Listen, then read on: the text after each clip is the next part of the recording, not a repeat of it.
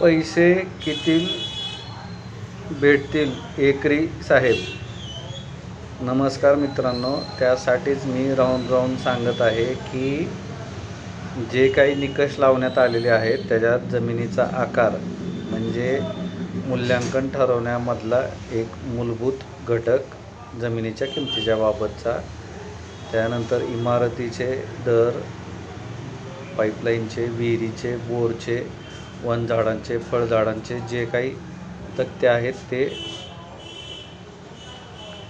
तिथं जे काही विभाग त्या अनुषंगाने आहेत त्या विभागांमध्ये जाऊन चौकशी करा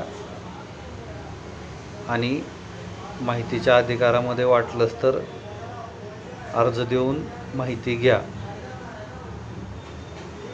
धन्यवाद. पैसे किती भेटतील ते तुम्हीच ठरवायचं आहे.